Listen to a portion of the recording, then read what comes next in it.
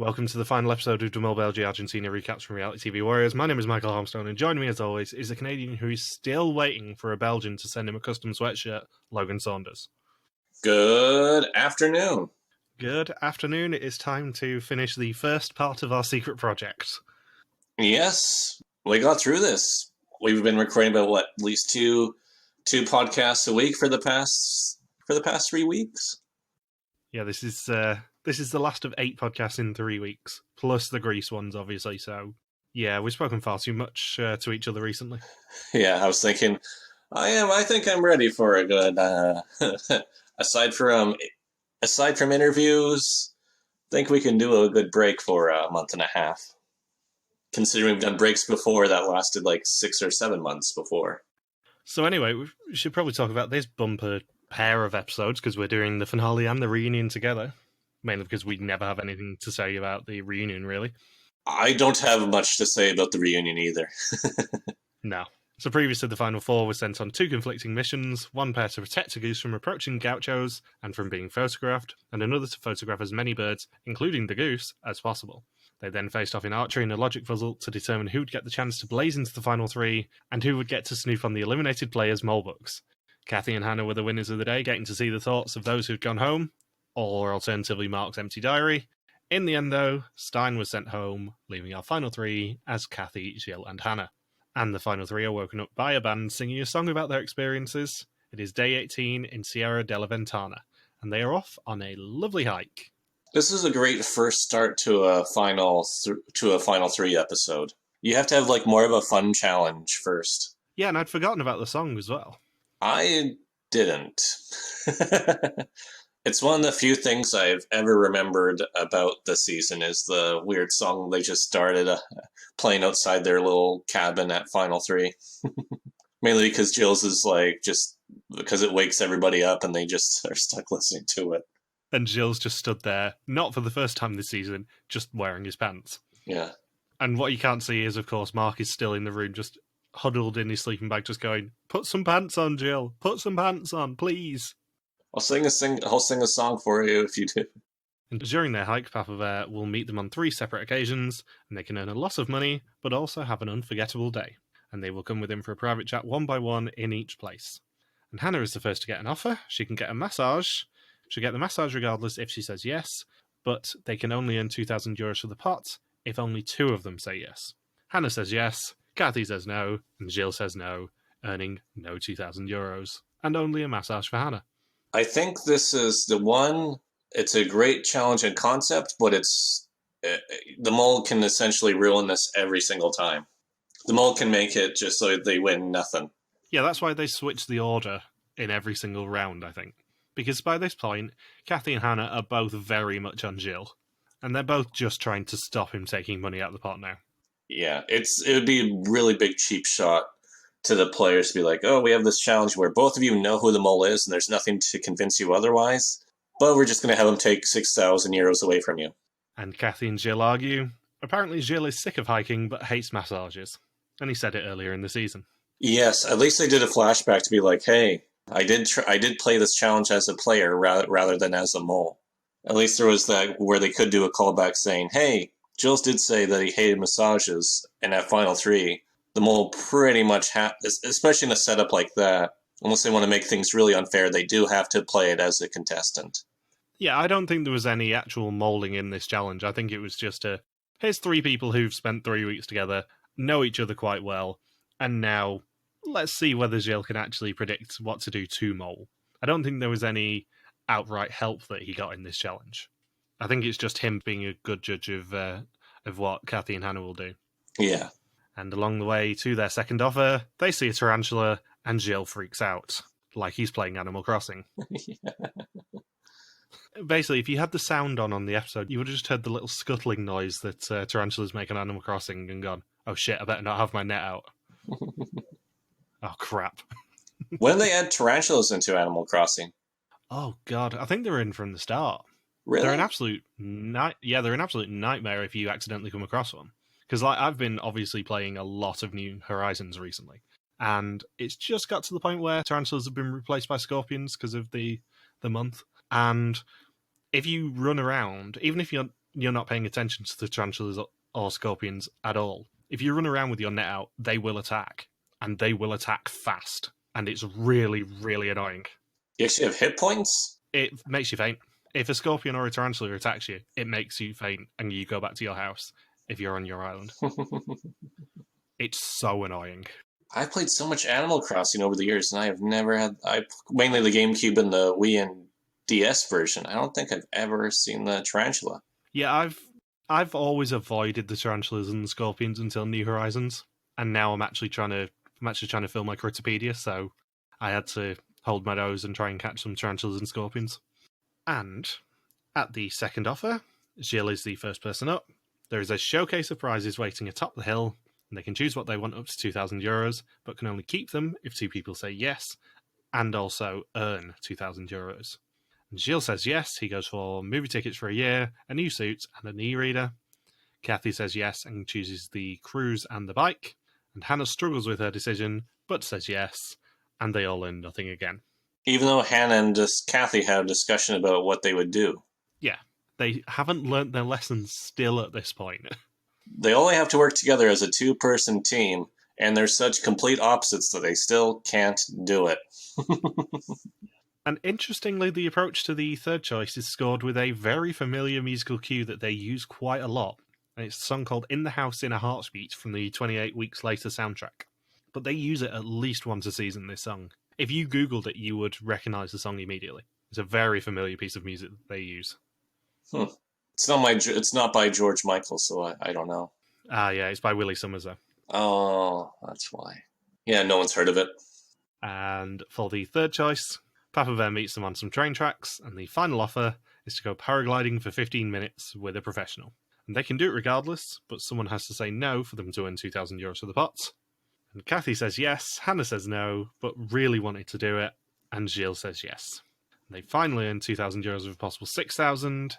However, given how unhappy Hannah is, Papa Bear gives them the choice to give back the €2,000 to let Hannah fly anyway, and they say yes, and they all have a fun experience.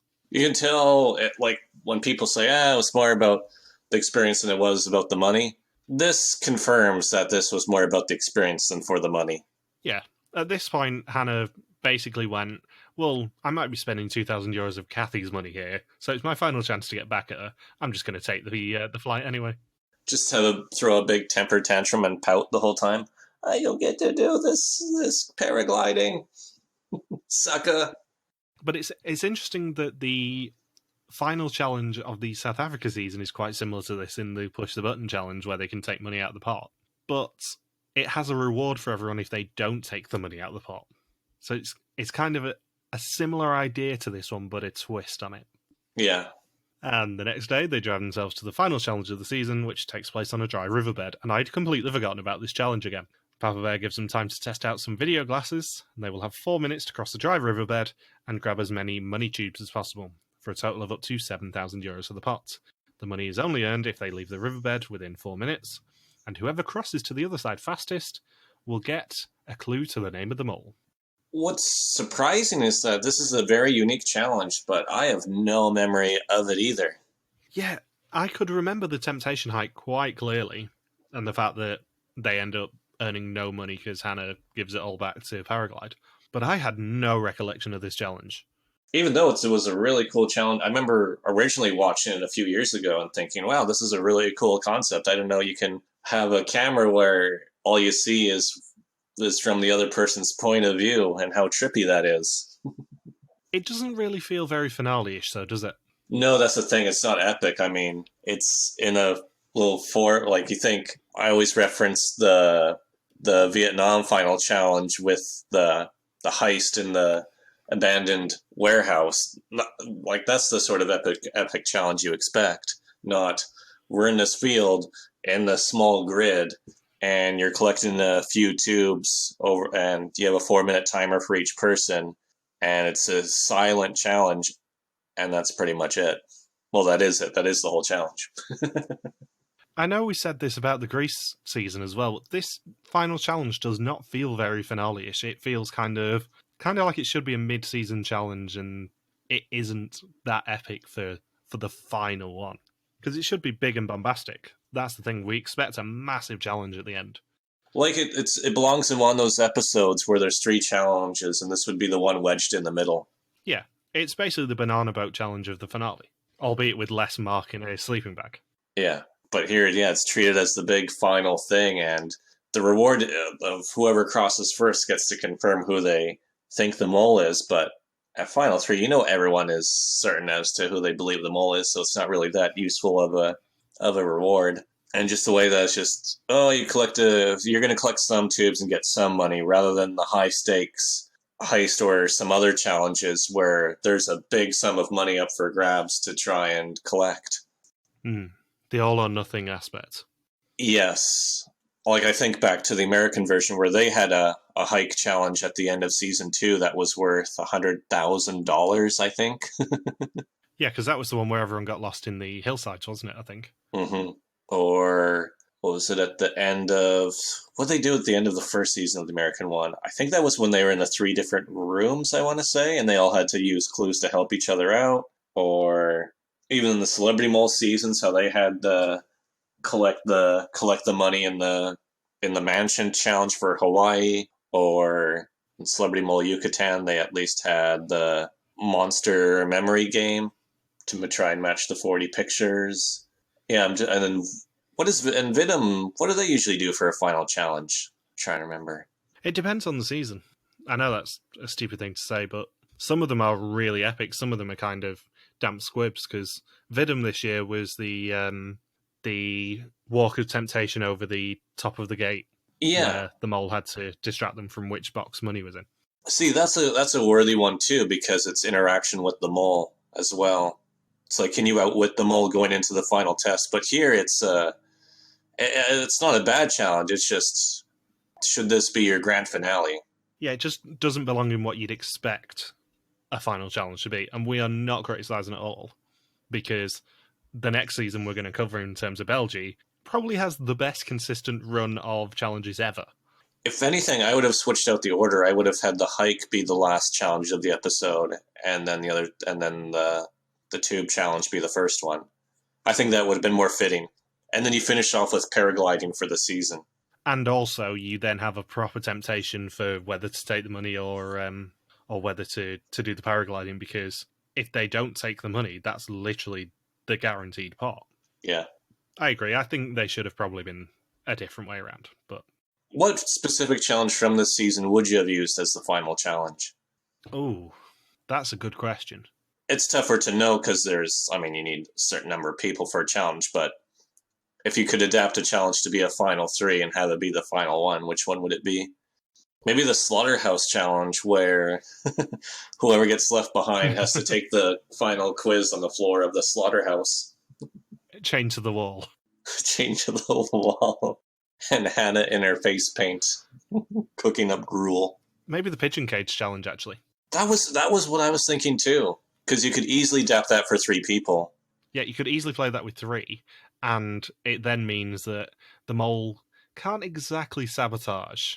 Assuming that it's Kathy on one side, Hannah in the cage, and Jill on the other side, the mole can only do so much damage in that one, and then it actually comes down to whichever player is definitely free. And then they can be in constant communication with each other too. Yeah, you can easily do that challenge with 3 people. I'm not saying that they should have done it with 3 people, but that's probably the easiest one to do it with. Yeah, and how you have the certain time limit, and how it was also an all or nothing challenge. Yeah, maybe bump up the value of that challenge and make it an actual proper epic final one. Yeah, I mean, they did put a lot of money up for grabs in the tube challenge. They did make it worth 7,000 euros. Yeah, but it's not as fun a one to put that value on. No, yeah. It'd be a lot better if it was 7,000 euros is up for grabs. You either get it all or you get nothing. And if you swapped the pigeon cage challenge in this one, for example, then you could have 2 pairs running at the same time. Have one person be the caller or whatever, and then have 2 pairs of people on the course at the same time and try not to knock over each other's tubes and things. Yeah. Appropriately for a dry riverbed, this challenge is just a little bit flat. It just needs a little bit of spice. And it's not the sort of challenge that they would do again, I would say, knowing what we know about the later seasons. Yeah, I get the feeling they weren't too thrilled with how this challenge played out.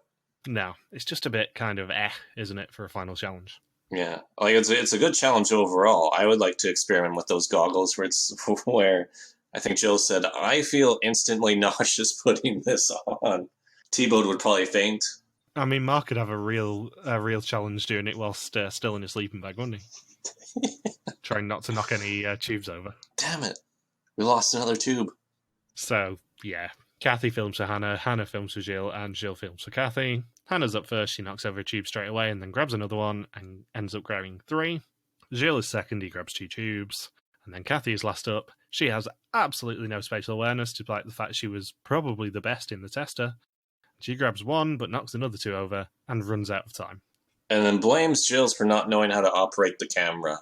I like how he goes to Hannah and says, "Hannah, didn't you see me using it? Wasn't I trying my best?" Come on, Hannah, back me up here. Yeah, I definitely wasn't mulling it. And Hannah's 3 tubes all contain €200, and Jill's 2 contain €200 and €500, for a total of €1,300 of a possible 7,000 for the challenge, 1,300 of 13,000 for the episode, and 30,790 of a possible 107,500 for the season overall. And Hannah's time was 2 minutes 36, and Jill's was 1 minute 24, which means he's the only one who can know for certain who the mole is. Go in there and be like, just want to make sure I've been playing this right. I am the mole, right? I haven't been getting by through each quiz based off of pure luck. You mean I was contesting this whole time? So whoever was in a group with me for these challenges must be the mole. I finally figured it out. So it is Kathy. So, as it's the season of adapting logic puzzles, there is one final logic puzzle, which is that in the hotel, there are 2 guests who know for certain who the mole is. Gilles can ask 1 question to one of the 2 guests. One will always tell the truth, and one will always lie. He has to ask the right question to work out who the mole is. And Papa Bear won't tell him which is which. The question that he should ask is, who will the other person say isn't the mole? Which, if you're a contestant, actually gets you the right answer. If not, there's a good reason we don't see Gilles' answer, put it that way. Well, because he would get an answer. It's like, well, I'll do the opposite of that. Oh wait, that's still wrong. This game doesn't work when there's 3 of us as suspects. Yeah, this game doesn't work when one person is the mole and that's the person asking the question. Yeah, and they'll get an answer. Like, they already get the wrong answer to begin with from each person. It's just you can't do it's not a this or that scenario. There's that third factor of me being the mole. And for some reason, after this challenge, we see everyone getting ready for the final dinner, including Hannah getting into the shower. It's all a bit weird. Yeah. There's a whole theme of Hannah being in the shower this season.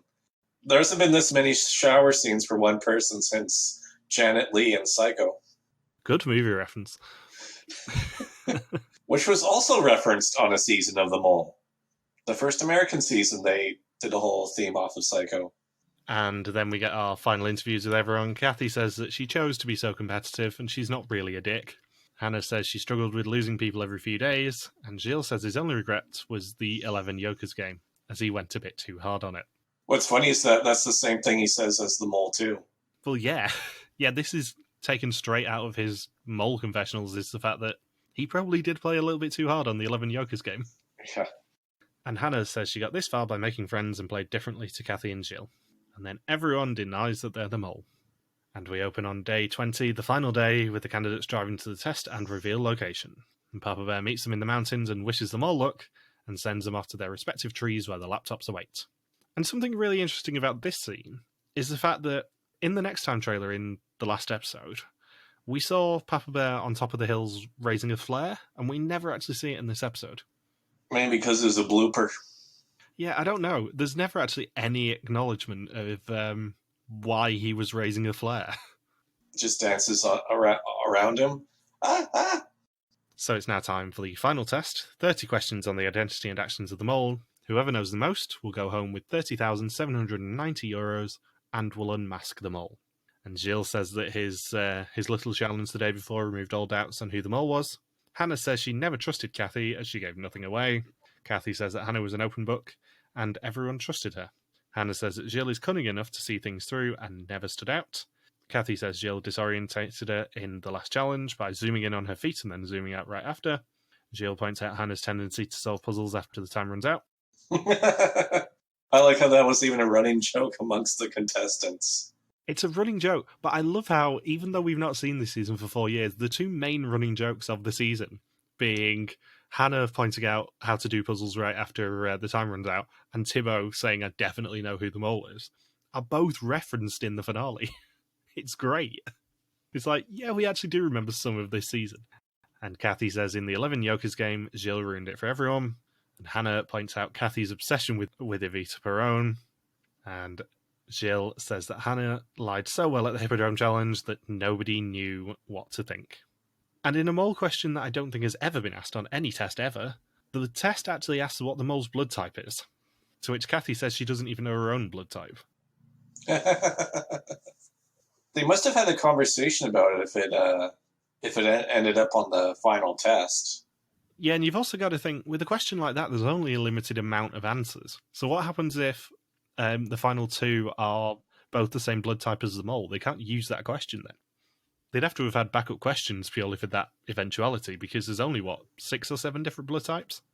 Yeah. So in a now familiar scene, to anyone who's ever seen a Belgian mole finale before, everyone closes their laptops, and the lights on their desk turn off, and whoever's comes back on is the winner. And much to my shock at the time, it's Kathy. Really? What? Really? Do you not remember this? Do you not remember the fact that I had Kathy as my mole for most of this season? Yeah, I think I remember you. Well, you didn't. Did you tell me who you suspected while I was watching it at the time? I think I told you afterwards. Yeah, and then you were surprised to see me say, pretty sure it's Jill's right from the beginning. Yeah, I still think it's Jill's. It's still Jill's. It's Jill's. Yeah, you were updating me every episode you watched and just going, yeah, I've still got Jill on my list, and I'm just thinking, Hudford why? I don't know what it is with Belgian mole, but I just know how Papa Bear thinks. And the mole comes over the hill, and it is Gilles Van Buel. And then there's an actual mole saying, why isn't anyone paying attention to me? This guy's a phony. This is a human being, guys. This isn't an actual mole. I'm going back in my burrow, bitches. I'd forgotten how awkward Hannah's return to the group is as well. She just kind of slinks in and goes, congratulations, Kathy. I'm glad I went paragliding. I got something out of this experience. I'm glad I cost you €2,000 for my paraglide. By the way, can I set your vacation home in Greece? And your real home in Greece? And it's also worth pointing out that following this season, Mole Gilles ended up following Papa Bear's footsteps and won De Slimste Mens, the same year that this season aired. Really? Yes. Yeah, De Costa won it in 2013 and Van Buel won it in 2016. Really? So he's a smart dude. Yeah, so he's a very smart dude. I wasn't sure whether you knew that, so I'm glad I mentioned it now. Yeah, I knew about Papa Bear because, well, they say in the first episode, like, yeah, this is the genius guy, the genius of Belgium. But yeah, Van Buel won it the very same year that this season aired. How many people do they invite to compete on it? Oh, I don't know. It's about 20, I think. Are they all well known, or can it just be anybody? No, it's all reasonably famous people. I think by this point, Van Buel had given up his job as a brand manager and gone into TV. So he was known as the guy from The Mole? Yeah, as far as I'm aware. Because, like, I think of, like, with American or Australian television where, like, as we both know that in Belgium, The Mole is very, very, very popular. Meanwhile, in the States or Australia, you get maybe, like, 1 or 2 people at most who could say that they're known for being a reality TV contestant, then no one really knows who they are. And the only reason why, if they are well known, is for something completely different. For instance, Stassi Schroeder is not going to be known for being on The Amazing Race. She's going to be known as the person from Vanderpump Rules. Yeah, and Kim Kardashian's not going to be known as the person from Keeping Up with the Kardashians. She's going to be known for the Ray J sex tape. Which is sadly is kind of true even to this day. But just in terms of like being on competitive reality shows, doesn't have as much of a foothold. So it's interesting to note that when they do like celebrity versions of different TV shows in Belgium that somebody can be on there just being known as the guy from the Mole. Yes, it's quite interesting because I was researching this to find out exactly what year it was, because I thought it was 2016 he won it in, but I wasn't 100%. The Dutch one has a lot of Vidum people on it as well. And obviously none of the people on Vidum are known for being on Vidum. They're all known for doing other things, but there's about 2 or 3 Dutch winners who have been on the Mole. I don't think any of them have won. And in fact, De Slimste Mens in Holland actually used to be hosted by Art, who used to host Vidum. Oh, he was a contestant on Vidum? He was a contestant on Vidum, but he also hosted Vidum for the longest time of anyone. But he used to host De Slimste Mens as well. It's funny with Vidum because they've only used celebrities since, season 4 or 5, so they have this catalog of 150, 160 celebrities. and Netherlands isn't a big country by any means. So it's just funny that you can only use the same pool of people to fulfill quote-unquote celebrity versions of these different shows. Like, how many Dutch media celebrities can there be that you can borrow to compete on all of these different things? And then, of course, with the Mole or Wie is the Mole, you're going to need people who have some sort of IQ, some sort of intelligence to compete. Otherwise, your pool of challenges you can do is going to be severely reduced. Like, if you have cast a bunch of idiots on a season, there's going to be a lot of puzzle challenges that just aren't going to be feasible unless you want zero euros in the pot by the end of the game. You need people who can do puzzles or can do all of these different crazy things. Yeah, you need people stupid enough to throw themselves off buildings, but also people who can play Scrabble against De Slimste Mens in de Wereld. Yeah. Right, so we now are going to move on to the reunion, because we opened the reunion with a scene I'd completely forgotten about again. Me too! I forgot that they made Jules do this. I sent you the screenshot when I was watching the reunion a couple of days ago, just going, I have no recollection of this happening. At all. How old are we getting?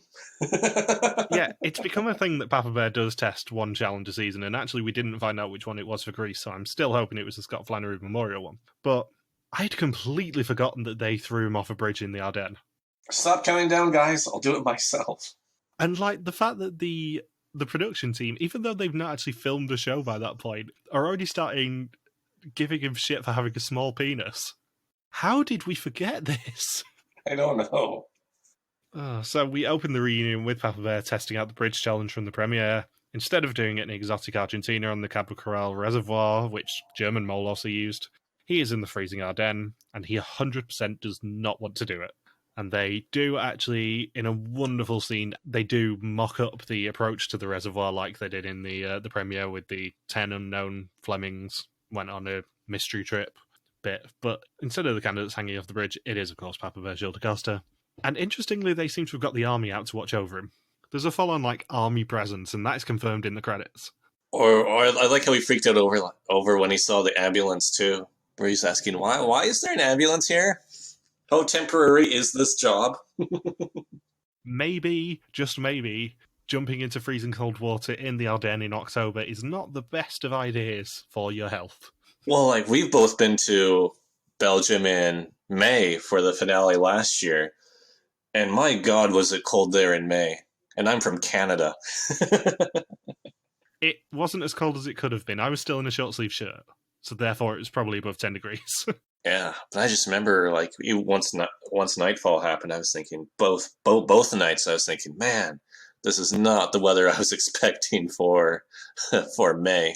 Yeah, I've been in Stockholm in March when it fell to -6 in the evenings. That was cold. So, the 10 candidates meet up in Ghent to watch the finale together, which would never happen anymore. They all have to social distance. Mm-hmm. And Mark is a Ruth, Manuela, and Stein who doesn't want to pull a Thibaut, but he's 100% certain all think that it's Gilles. And Bruno and Thibaut, who is 100% Zeka, say that it's Hannah. And nobody believes it when Kathy is revealed as the winner, and it takes them a good few seconds, and none of them really want to congratulate her, let's be honest, after her behaviour in the season. I like how Bruno nearly falls out of his chair. No, Bruno nearly falls out of his chair and then pulls an Ingrid and breaks something. Muscle tough. He smashes a glass like he's in the Greek season. Opa! So in 2015, they launched a casting call for the newest season of The Mole, and it looks like Papa Bear did his intro video from Ha Long Bay. Did you notice that? They showed a little clip of Papa Bear saying, "The mole's coming back and we want you to join it." But it looked like he was on a boat in the middle of Ha Long Bay at that point. He was just on vacation? Yeah, I would assume so. And more than 3,000 people applied, 120 were interviewed, and from that, 9 became contestants. And then we get a recap on all the contestants using bits from their audition videos. So Ruth says that just being there is nice. She doesn't pay attention, so she will go quickly. At which point they snap cut to her bomb exploding and getting covered in paint. There is a lot of brilliant comedy in this scene, which is why I'm going to go through it in forensic detail. Mark says he can sometimes be crude, but never mean it hurtfully, at which point they cut to him talking about staying in a sleeping bag and not having to touch Jill in a bed. Manuela says she has no patience with people who are complaining, and we see her snap with everyone on Chain Gang. Isabel says she talks too much, at which point we see her play Go to Hell. Thibaut says he sends people in one direction. We see him drive blindfolded and nearly kill people. Bruno says that he's someone who will take a stand for the group, and we see him play the 11 Jokers game. Stein says people form a bond quickly, and we see everyone but Ruth hug. Hannah says that she talks too much when she's in a group, but if she needs to be quiet, she can be, and we see her hide the exemption at the Hippodrome. And Kathy says that she's very competitive and always goes 100%, at which point there is just a montage of Kathy being a complete bitch to everyone. And I will say, as much as I've obviously teased her all season, Kathy is an amazing contestant, and she's by far the highlight of this season for me, because there has never been anyone like Kathy. There will never be anyone like Kathy again. But oh my god, is she intense. I forgot. Well, especially when they talked to the three of them after the reveal, and they're just reflecting on how the other two played, which was actually really fascinating to hear from all their perspectives. How Hannah's like, well, how I did well at the game is I made relationships with people, and that's how I got my information. So I got to rule out who was the mole very quickly and figure out who the mole is. Meanwhile, with Kathy, no real social bonding or interactions at all. She just used essentially like algorithms and all these little tips and rules and data, just endless amounts of data to figure out who the mole would be. And the list of like 14 or 15 rules she had in her book. Yeah, I don't think there could have been a more interesting pair of people to be the final two with the mole than Hannah, who plays completely socially, and Kathy, who plays completely logically. And Kathy's obviously seen a lot of Vidum, because pretty much every one of her rules is something that people have said or learnt in a Vidum season. Stuff like no tunnel visi. Stuff like follow the money, which was on her rules. Trust nobody in big capital letters. Trust nobody, which she would have seen the Vidum season that Trust Nobody's from by that point, so that's probably what that was a reference to. But the fact of the matter is, if you look at Kathy's rules, pretty much all of them come from Vidum logic. And then you just have Hannah, who, let's be honest, has probably never seen an episode of The Mole before going on to The Mole, and just plays it how she thinks she should, which is purely socially, making the bonds. If people go home, she knows exactly who they suspected, and she can rule people out as a result of it. If you replayed the season like another 10 times or so with the same group of people, you'd probably get Hannah and Kathy in the final 3 almost every single time, even if you switch out who the mole is. Yeah, because they are the two people who epitomise the ways you can play the mole. And it's brilliant for a reboot season, going into the season wrap-up bit of this. It's brilliant for the season that they can have those two kind of titans face off in the finale and set up the rest of the seasons of this show. Because you never have anyone as intense as Kathy and as kind of laser-focused and rule-focused as Kathy, and you never have anyone really as socially adept as Hannah. Yeah, I was just thinking, the two strategies are so... They're so successful in their two extremes of strategies that the final quiz, it had to come down to a double tie. That's how parallel and just how much they achieved their success on the opposite ends of the spectrum. Yeah, in the pantheon of mole people, lots of people will talk about Kathy as kind of being this iconic boss bitch who rules the season, and the entire season essentially is framed around her. I know I've been talking about this as we've been going along, but the first 4 episodes were all Kathy's world and we are living in it. Then the next 2 were all kind of Gilles' world and we're living in it. Episode 7 was kind of the story of Hannah and learning to think for herself rather than worry about the social bonds, and cutting Stein when she needed to ensure that she got to the final 3. The first time she gets blood on her hands, to borrow a popular reality TV term. Yeah, there's no real narrator for episode 8 because it is just kind of wrapping up these stories, but you don't realise when you watch the season going along until you rewatch it like we have, that it is these two kind of titans of the game and how to play it facing off, and it is so close in the end that it's only Kathy's intensity and speed that wins it for her in the end. Yeah, like it really, that final quiz, I mean, you guess Jill's blood type and you win the game. You have a 1 in 3 chance of winning the game purely by guessing Jill's blood type. And if you know your own, you can rule it down to a 1 in 2 shot. Just imagine somebody just takes out a vial of blood during the final test. Oh yeah, thank God I kept a vial of each person's blood in my bag. The thing is, the final test was not timed, so if they wanted to go and get a blood test done, in theory, they could have done. Yeah, if they knew it was going to be a tie, they're like, man, I got to get my blood drawn just so I can rule out it, just so I can increase my odds. Or even better, if Kathy had just kind of turned around and shouted, Jill, what's your blood type? And then we get to, it was great to see that Jill's had a lot of growing pains as the mole during the season. Yeah, because imagine being in Jill's position of being the first mole in 16 years on this show. Completely different production crew, too. Yeah, and knowing that this show was such a phenomenon before that it got cancelled so that they wouldn't dilute the brand. That is a massive weight to carry. And just how early on with the llamas, he's like, well, they for sure failed. I'm going to do really well on this. Oh, I won the most money. Hot for dumber. And then, what was the other one that he said? With the slaughterhouse challenge. He's like, I didn't expect they'd make everyone be released who I assumed would take the exemption first. I guess he didn't really find his groove until the radio challenge. That was the first one where he started to get the hang of how to sabotage. Yeah, it was about episode 5 where Gilles really found his groove and started properly sabotaging. It's kind of why you feel like if you rewatch that episode, you go, this is really just Gilles' story completely now. Yeah, and then you realize, this is the exact point where they stopped earning money for the pod, and that's because Gilles suddenly found his way to just sabotage everything and still remain relatively undetected. No additional people onto him. No. So, as you said, in the Chain Challenge, Gilles wanted to remind everyone that it was just a game for an exemption, and he wanted to stay with the people who would take an exemption so it would stand out less if he took it. But Stein and Hannah pressured him to go early. Stein was a thorn in his side, winning a lot of cash, as we said earlier in the season, and he only opened his mouth when he had something to contribute. Stein says that Gilles used deodorant to hide his scent for the t-shirt challenge, but it had the opposite effect of it making it really easy, and that being the first t-shirt they put on there. That was like the peak of Gilles thinking, damn it, why can't I sabotage anything properly? Or the painting challenge where he's like, Bruno and Thibault are never going to get the other two people's paintings, especially Kathy's. So he does his best, and then Bruno and Thibault are able to solve it.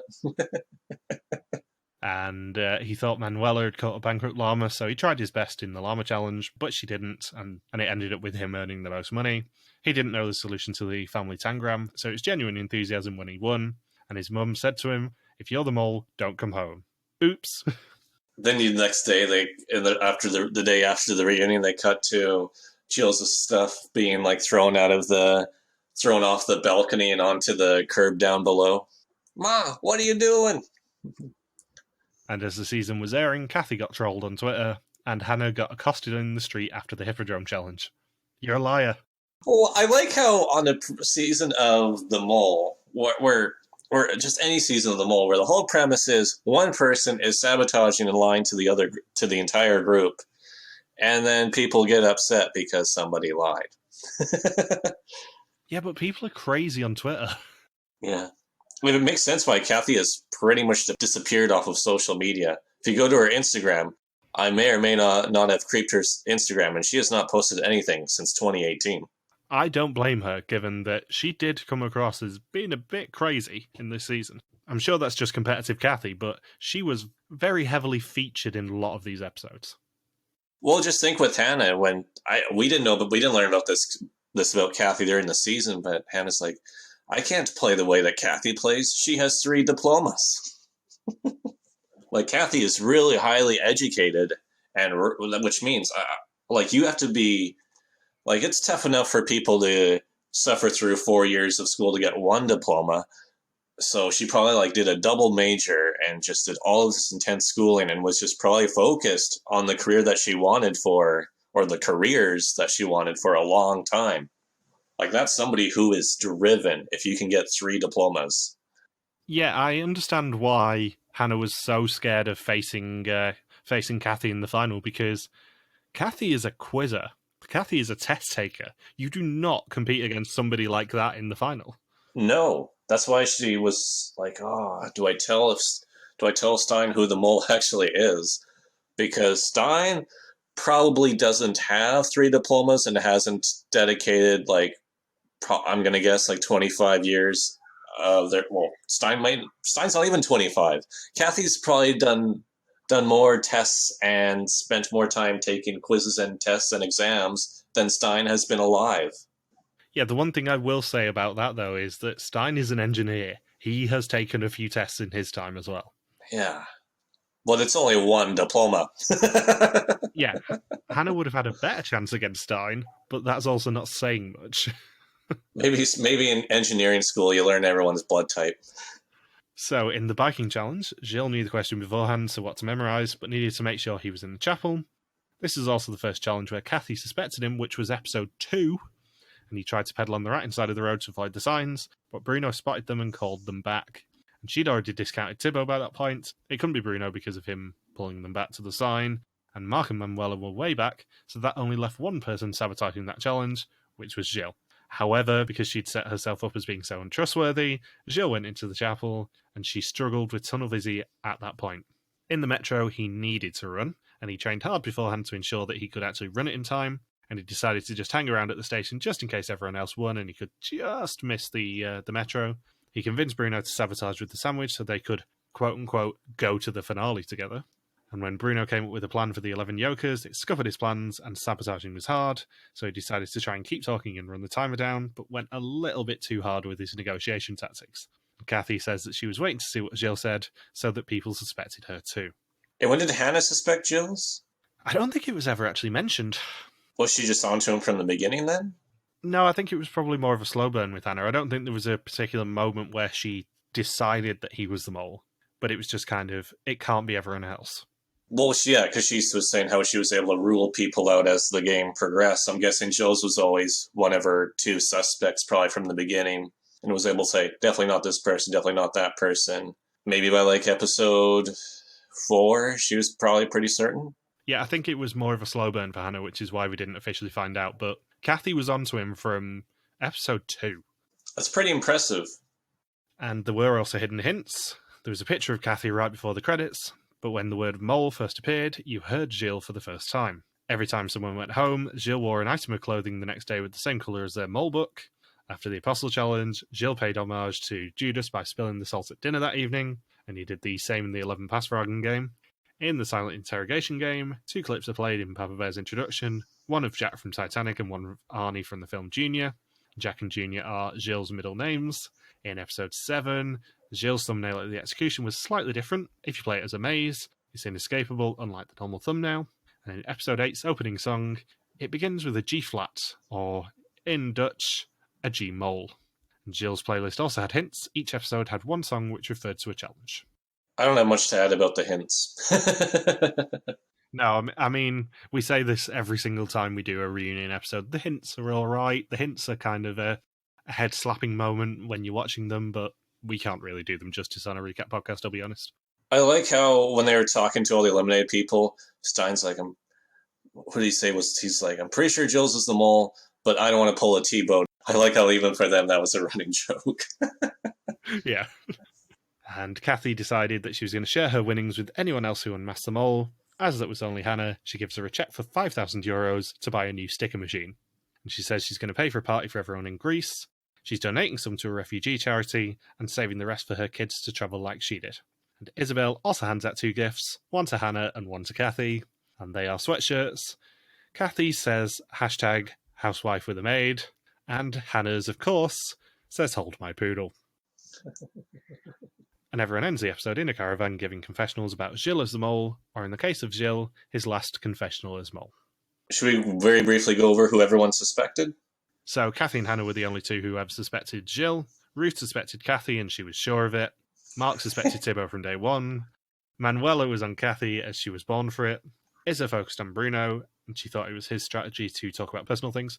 Thibaut knew who it was, and that was Bruno. He was convinced in Sistolinas Grandes. Bruno suspected Kathy, as she was always at challenges which failed, and Stein went home suspecting Kathy. Kathy drew a whole lot of suspicion. What was that, 5 executions? Or 4? Yeah. That's what, I'm trying to think of who's been suspected more in the season. Maybe Ruben in Vidum, Georgia? Yeah, because it was Ruth, Manuela, Bruno, and Stein all went home suspecting Kathy. And then Mark went home suspecting Thibaut and Isa, and Thibaut went home suspecting Bruno. I like how Mark goes home for suspecting Thibaut. Like, there was 3 or 4 general suspects for the season, then you throw in one Thibaut in there. Classic Mark, isn't it? It's like, wow, he was way off. Granted, in the Greece season, we see, 6 people suspect Bruno in that season. That guy goes home second. Yeah.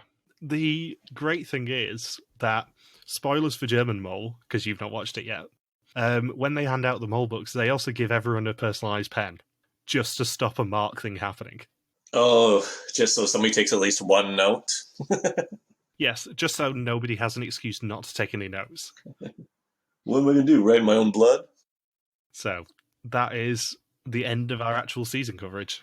Yeah, that's the end of Belgian Mole. So, we now need to kind of talk about the season as a whole, I think, if you've got anything else to say. No, I really don't. After 8 hours later. Yeah, 8 hours later, we are hanging up the Argentina recaps.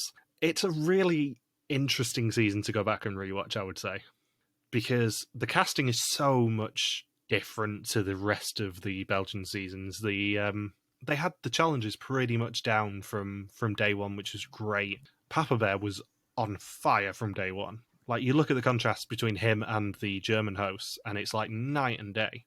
We'll even throw in Rick in there too from Vidum. Yeah, I don't like to shit on Rick that much, though, because I feel bad that he is actually quite nice. He's just not good on the mole. But Papa Bear is such a good host. And I know this just sounds like us kissing ass because, obviously, if you've ever heard our Belgian Mole recaps before, we do love talking about how Gilles de Costa is the best host of anything ever. But I've said this before and I'll say it again. Even before we befriended him on the podcast, he was my favourite host of anything ever. And Logan will attest to the fangirl reaction that Gilles got off air when we were recording with him, and also Logan got when he told me that Gilles had actually messaged him. I am very bad with hiding how excited I was to speak to Gilles de Costa, because he is my favourite host of anything ever. Because he's so good at it from minute one, and this season just proves it. And the worst thing is, he's better at it in South Africa. South Africa is like the pinnacle of Gilles being a complete shit to people. And it's delightful. 12:01 a.m. Let's do a challenge. I can't wait to discuss the Drunk Museum Heist Challenge. It's going to be so much fun.